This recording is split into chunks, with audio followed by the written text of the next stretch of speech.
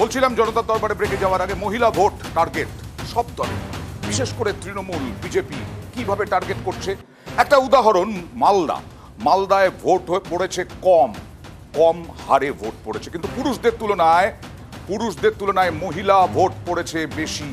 আসলে এ রাজ্যে তো প্রায় 49% মহিলা ভোট। কেউ সন্দেশখালী, কেউ প্রকল্প, অডিও ভাইরাল, এইসব নিয়ে ভিডিও ভাইরাল, এইসব নিয়ে এখন চলছে মহিলা ভোটই কি টার্গেট। দেখুন কার পৌষ মাস কার সর্বনাশ। মালদা উত্তর এবং মালদা দক্ষিণ, মালদার এই দুই কেন্দ্রে ভোট হয়েছে তৃতীয় দফায়। ভোট পড়েছে গতবারের তুলনায় কম।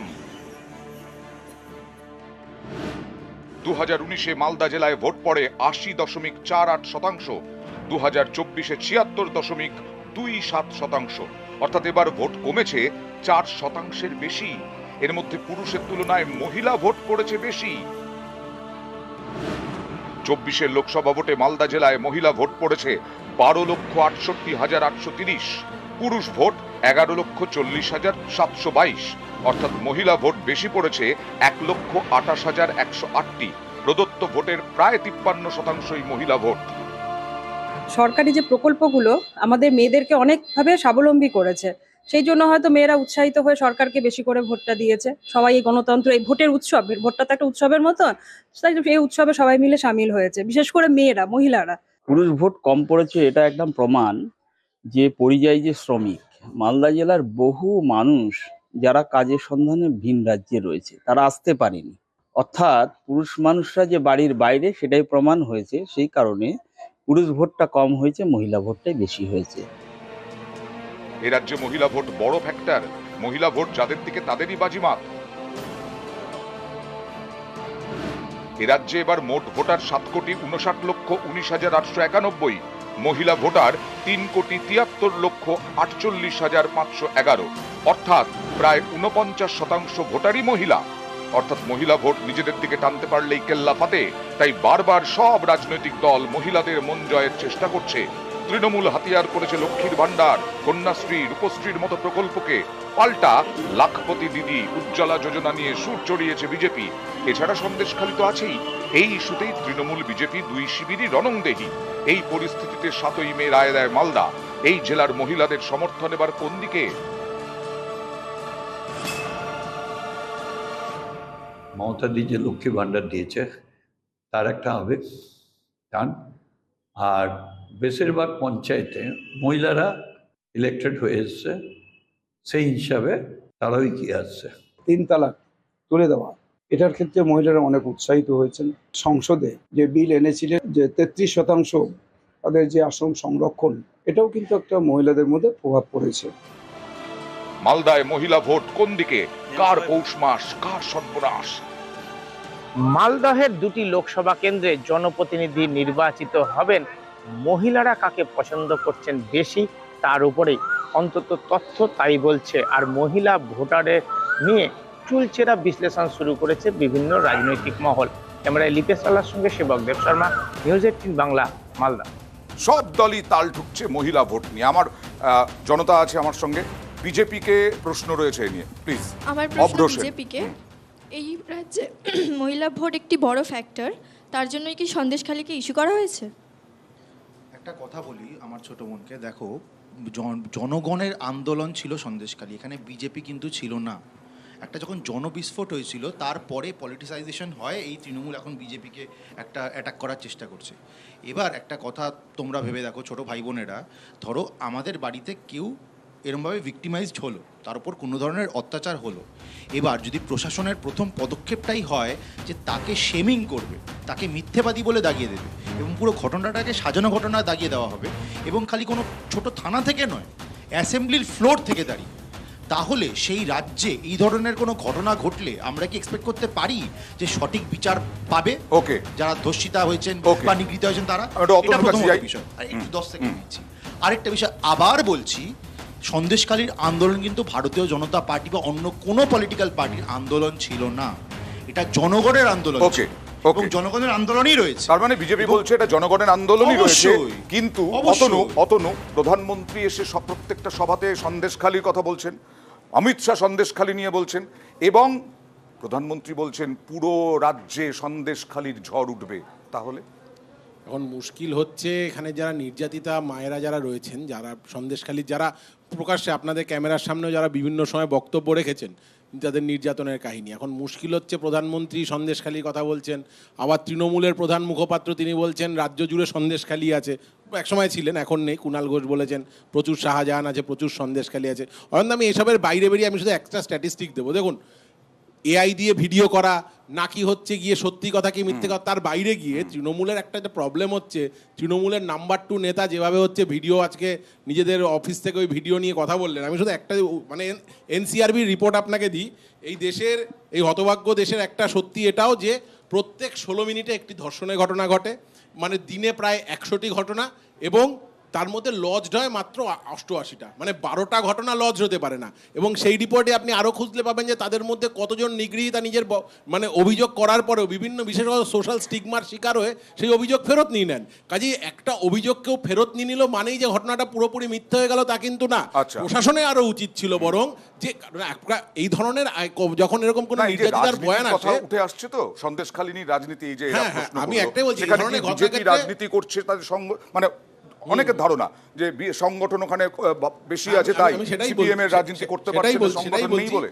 ভিকটিমের জবানবন্দিকে স্যাক্রোস্যান্ট করে এখানে পুলিশকে বা ইনভেস্টিগেটিং এজেন্সিকে তদন্ত শুরু করতে হয়। কিন্তু এক্ষেত্রে যেটা মুশকিল দেখা গেল যে ভিকটিম যারা ছিল তাদের বয়ান কি তারা পাল্টালো, মানে এই আইনি জায়গাগুলোতে না গিয়ে আমি বারবার যেটা বলছি পলিটিক্যাল গিমিক করার ক্ষেত্রে কোথাও গিয়ে সত্যিকারের নিগৃহী তারা উপেক্ষিত হয়ে গেলেন না তো, এটাই হচ্ছে এবং সেজন্য আপনি যদি দেখেন যে প্রচন্ড তারাও, দেখুন যে কোনো কেউ নির্বাচনের প্রতিদ্বন্দ্বিতা করতে পারে, কিন্তু প্রচন্ড তাড়াহুড়োর মধ্যে দিয়ে এমন একজনকে প্রার্থী করা যে কিনা সন্দেশখালীর কোনো আন্দোলনের মধ্যে ছিল না বা হচ্ছে যাকে কোনোদিন দেখা যায়নি, তাকে প্রার্থী করে আসলে কোথাও গিয়ে পলিটিসাইজ করার চেষ্টা হলো না। যাব, তবে একটা জনতার প্রশ্ন নিয়ে যাব, কারণ হ্যাঁ প্লিজ। আমার প্রশ্ন তৃণমূলকে, মহিলা ভোট বেশি পড়লে আপনাদের কি সুবিধা হয় বলে মনে করেন? দেখুন, প্রথম কথা, মমতা ব্যানার্জি এমন একজন রাজনৈতিক ব্যক্তিত্ব, তিনি যার সমর্থন পান তার জন্যও কাজ করেন, যার সমর্থন পান না তার জন্যও কাজ করেন, এবং ঠিক একইভাবে তিনি সব ধর্ম, বর্ণ, জাতপাতের মানুষের জন্য, পুরুষ মহিলা সবার জন্য কাজ করেন। ডেফিনেটলি মহিলারা যেহেতু জাতির একটা ব্যাকবোন, মহিলাদের জন্য যে মমতা বন্দ্যোপাধ্যায় যে কাজ করেছেন সেটা ভারতবর্ষের আর কোনো সরকার করে দেখায়নি। তো ন্যাচারালি বাংলার মানুষের স্বতঃস্ফূর্ত আবেদন, স্বতঃস্ফূর্ত আবেগ মমতা ব্যানার্জির সাথে জড়িয়ে আছে। আর সর্বোপরি তিনি নিজে একজন মহিলা, তিনি ভারতবর্ষের একমাত্র মহিলা মুখ্যমন্ত্রী, সেখানে আলাদা আবেগ তো থাকবেই। আমি একটু 1 সেকেন্ড সময় নিয়ে বলবো, বামপন্থী যিনি বন্ধু বসে আছেন ন্যাশনাল ক্রাইম রেকর্ড ব্যুরোর তথ্য বলছিলেন, ন্যাশনাল ক্রাইম রেকর্ড ব্যুরোয় সব থেকে বেশি নারী নির্যাতন, নারী পাচার, ডোমেস্টিক ভায়োলেন্স, যৌন নির্যাতন, এই সমস্ত কিছু কিন্তু বিজেপি শাসিত রাজ্যগুলোতে বাংলার থেকে অনেক বেশি নাম্বার 1। নাম্বার 2, থানায় এনলিস্টমেন্টের কথা যখন বামপন্থী বন্ধু বলছিল আমার একটু হাসি পাচ্ছিল, তার কারণ বামফ্রন্টের 34 বছরে খুন, জখম, রাহাজানি হয়ে গেলেও লোকাল কমিটির অঙ্গুলি হেলন ছাড়া একটা ডায়েরি করা যেত না। আর আজকে মমতা বন্দ্যোপাধ্যায় শাসনকালে আপনাকে যদি পিঁপড়েও কামড়ায় বা আমি যদি একটা ছোট্ট পিন দিয়ে আপনাকে ফোটাই, আপনি চাইলে থানায় গেলে পুলিশ ডায়েরিটা নেবে। আচ্ছা, অব্র সেন, না এটা কি এই জন্যই যে তোমাদেরকে আন্দোলন করতে হচ্ছে একটা সন্দেশখালী নিয়ে? সন্দেশখালীতে মহিলাদের নির্যাতন হয়েছে, এটা অভিযোগ। আর শান্তনু সেন যেটা বলার চেষ্টা করছেন, বিজেপি শাসিত রাজ্যগুলোতে মহিলাদের উপর নির্যাতন। যেটা জেনারেলি করেন উনি সেটাই করছেন। ভারত ভ্রমণে বেরিয়েছেন, ঠিক আছে, ভারত ভ্রমণে বেরোনোর ওনার অধিকার রয়েছে, কিন্তু ভারত ভ্রমণে বেরিয়ে আমাদের রাজ্যের বুকে সন্দেশখালী থেকে কিন্তু আমরা দূরে সরে যেতে পারবো না। এটা আমাদের রাজ্যের অঙ্গ, অভিন্ন অঙ্গ। সেখানে দাঁড়িয়ে আমাদের বুঝতে হবে যে 700-র ওপর অভিযোগ কিন্তু এসছিল। রাজ্য সরকার 239টা প্লট ফেরত দিয়েছে এবং সিবিআইকে শুধু সন্দেশখালী দিয়ে কি মালদায় যদি মহিলা ভোট বেশি পড়ে থাকে সেখানে লাভবান হবে বিজেপি? এবং সিবিআইকে যখন মহামান্য ক্যালকাটা হাইকোর্ট কেসটা হস্তান্তর করলো, তার আগেও কিন্তু আমাদের রাজ্য পুলিশ 3টে এফআইআর নিতে বাধ্য হয়েছিল এবং সেটা ধর্ষণের অভিযোগের এফআইআর। সেখানে দাঁড়িয়ে মহামান্য হাইকোর্টে একাধিক এফিডেভিট জমা করেছে নির্যাতিতারা। সেখানে দাঁড়িয়ে যদি তৃণমূল কংগ্রেসের স্ট্যান্ড এটা থাকে যে সবটাই সাজানো ঘটনা, এর থেকে নক্কারজনক আর কিছু হতে পারে? কোনো ইনভেস্টিগেশন হলো না, কিচ্ছু হলো না, পুলিশ মন্ত্রী তথা মুখ্যমন্ত্রী অ্যাসেম্বলির বুকে দাঁড়িয়ে বলে দিচ্ছেন সবটা সাজানো ঘটনা। এটা হতে পারে? সন্দীপা, এই যে প্রকল্পের কথা বলা হচ্ছে, প্রকল্প প্লাস সন্দেশখালী, মানে প্রকল্প ভার্সেস সন্দেশখালী, কি মনে হয় যে কোনটা প্রাধান্য পেতে পারে? মহিলা ভোট টার্গেট করতেই ঝাঁপিয়ে পড়ছেন সবাই। দেখুন, সেই প্রকল্পই হোক বা সন্দেশখালি হোক, প্রাধান্য শুধুমাত্র পাবে মা বোনেদের সম্মান। আপনি যদি মা বোনেদেরকে ওই মানে ভাতা দিচ্ছেন বলে আপনি মা বোনেদের মাথা কিনে নিচ্ছেন, এটা যদি আপনার মনোভাব থাকে তাহলে সেটাও ভুল। এবং মা বোনেদের আঁচলে মা বোনেদের সম্ভ্রমে, হ্যাঁ, তৃণমূল তো সেটাই বলছে। আচ্ছা, তৃণমূলের কথাবার্তা এবং মাননীয়ার কথাবার্তায় যেরকম বোঝা যায় যে আমি এটা দিচ্ছি, আমি ওই ভাতা দিচ্ছি, আমি সেই ভাতা দিচ্ছি। আরে ভাতাটা আপনি দিচ্ছেন না, ভাতাটা তৃণমূল দিচ্ছে না, ভাতাটা আমাদের সাধারণ জনগণের ট্যাক্সের টাকা থেকে নিয়ে বা মার্কেট থেকে যে উধারি হচ্ছে অনুদানের রাজনীতি করছে তৃণমূল। আমি শান্তনু সেনের কাছে আসবো, তার আগে একটু অতনুর কাছে। হ্যাঁ হ্যাঁ, একটা লাইন বলে নিচ্ছি। শান্তনুবাবু বলেছেন মাননীয়া তাদের জন্য কাজ করেন যারা মাননীয়াকে সমর্থন করেন না। পরিযায়ী শ্রমিক নিয়ে একটু আগে কথা হচ্ছিল, পরিযায়ী শ্রমিকদের জামাই আদর দিয়ে আনতে হবে নাকি, সেটা কে বলেছিলেন? শতাব্দী রায় বলেছেন। কিন্তু এই মাননীয়া তার জন্য কাজ করেছেন যে লোকটা লালু, যে লোকটা তার মাথায় রড মেরেছিল, তাকে বামেদের ভূমিকা নিয়ে, বামেদের এখনকার অবস্থান নিয়ে। দেখুন, আমি একটা শুধু বলবো, শান্তনুদা বলার সময় বললেন এখন মানে মাননীয় মুখ্যমন্ত্রী আমাদের রাজ্যের, তিনি এর আগেও আমাদের রাজ্য তো মুখেই নতুন পুরলো না সন্দেশখালীতে, Hanskhali, Madhyamgram, Kamduni, Park Street, list অনেক লম্বা। প্রতি ক্ষেত্রে অয়নদা তদন্ত শুরু হওয়ার আগে মাননীয় একটা মানে একদম এক্সপার্ট ওপিনিয়ন দিয়ে তদন্তকে বারবার করে প্রভাবিত করেছেন। এখন একদম খুব পরিষ্কার হাঁসখালির ক্ষেত্রে তো উনি নির্যাতিতার চরিত্র ডিফাইন করতে চলে গেলেন, যে which is itself is a criminal offence.